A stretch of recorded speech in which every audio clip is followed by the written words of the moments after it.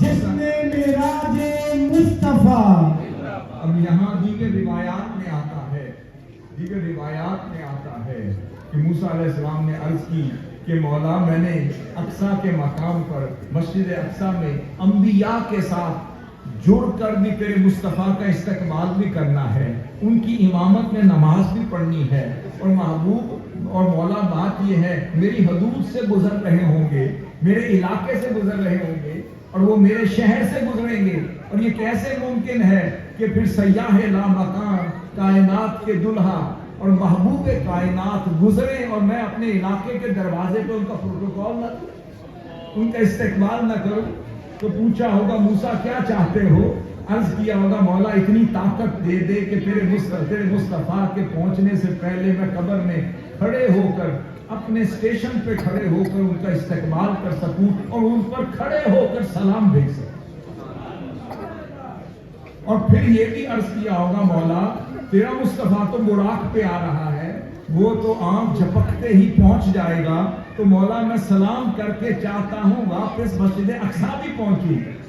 کہ دیگر انبیاء کے ساتھ مل کر پھر تیرے مصطفیٰ کا استقبال کروں اور ان کی امامت میں نماز بھی پڑھوں۔ اب یہاں پہلی دفعہ موسیٰ علیہ السلام نے کہا ہوگا مولا ادب کے خلاف ہے، مگر عرض یہ ہے کہ اپنے مصطفیٰ سے زیادہ سرعت دے دے تاکہ جاؤں اور ہو کر بھی آ جاؤں اور تیرے محبوب سے پہلے پھر کھڑا ہوں۔ اب یہاں پر یہ واقعہ ہونے کے بعد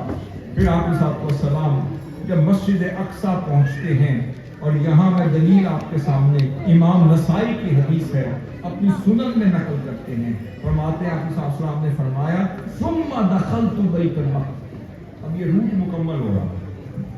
یہ اسراء کا روٹ مکمل ہو رہا ہے۔ فرمایا پھر اس کے بعد بیت اللحم کے بعد تو پتا چلا پہلے مدینہ گیا جو مرکز مصطفیٰ، پھر طور گیا جو مرکز موسیٰ تھا، پھر بیت لحم گیا جو مرکز عیسیٰ تھا، پھر قدس گیا جو جملہ انبیاء کا دارالخلافہ تھا۔ اللہ رب العزت نے اس زمینی معراج میں کوئی سلطنت چھوڑی ہی نہیں۔ فرمایا میرے محبوب آج آپ کی معراج ہے تو میں چاہتا ہوں آپ ان سلطنتوں کا دورہ کرتے ہوئے جائیں اور وہاں ان کے لیے دو نفل پڑھتے ہوئے جائیں اور ان کو سلام محبت پیش کرتے ہوئے جائیں جو سلطنتوں کے مالک تھے مگر چرچا تو آپ کا کرتے تھے، جو سلطنتوں کے مالک تھے مگر اس عہد الست کے ایفا کی خاطر وہ اپنی سلطنتوں میں بھی بیٹھ کر وہ آپ کی آمد کا ذکر کیا کرتے تھے، وہ اپنی امتوں کو آپ کے نبی و آخر زمان ہونے کا چرچا کیا کرتے تھے، آپ کی نبوت کی بات کرتے تھے، آپ کی رسالت کی بات کرتے تھے، آپ کے ذکر کا ڈنکا بجاتے تھے، آپ کی محبوبیت کی بات کرتے تھے، آپ کے حسن کا تذکرہ کرتے تھے۔ کوئی وہاں سے طور سے چلا جو یہودی کہلایا، جو مدینہ منورہ میں آپ سے پہلے آ کر آباد ہو گیا، اور وہ اپنی اولادوں کو بھی آپ کے حسن کا تذکرہ کر کے یاد دلایا کرتے تھے کہ جب نبی آخر زمان آئیں تو دیکھ کر پہچان لینا یہ ہمارے۔ تو اب عیسیٰ کو دیکھیں وہ ذکر کرتے تھے مبشرا برسول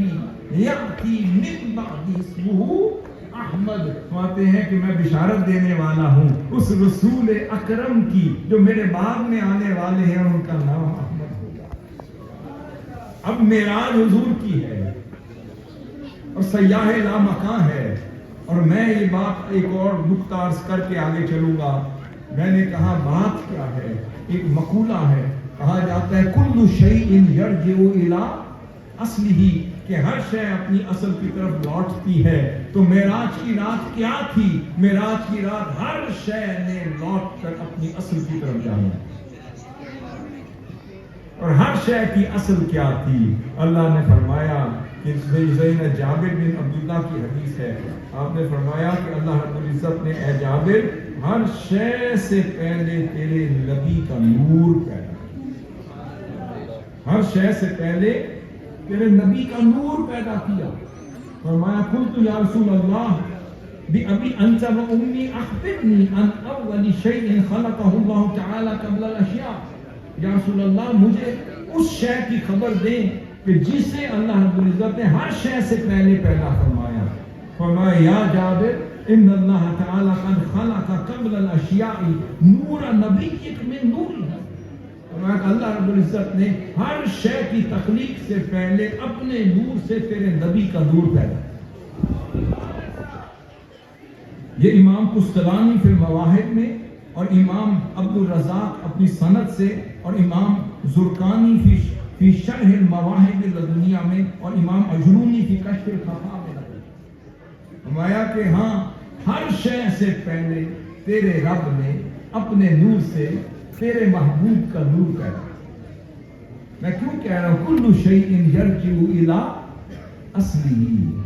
شب معراج ہر شے اپنی اصل کو دیکھنے کے لیے آ گئی۔ اب وہ کیا تھا؟ فرمایا قد خلق قبل الاشیاء نور نبیک من نورہ، ہر شے سے پہلے تیرے نبی کے نور کو اپنے نور سے پیدا کیا۔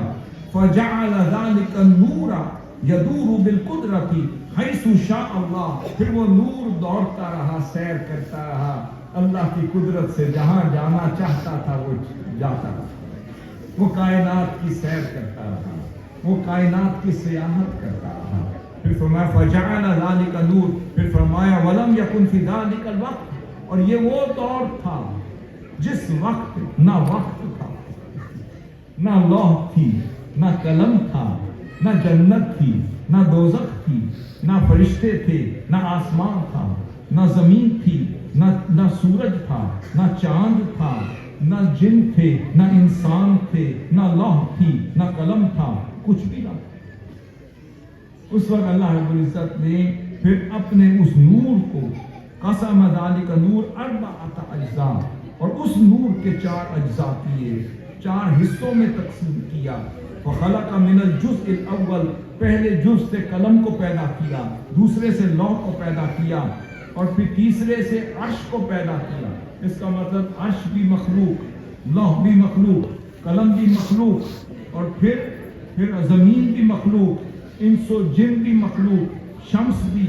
سورج بھی، چاند بھی، زمین بھی، آسمان بھی، فرشتے، فرمایا یہ ساری مخلوقات عالم کا وجود اس نور سے آ رہا۔ پھر فرمایا اس پھر چوتھے حصے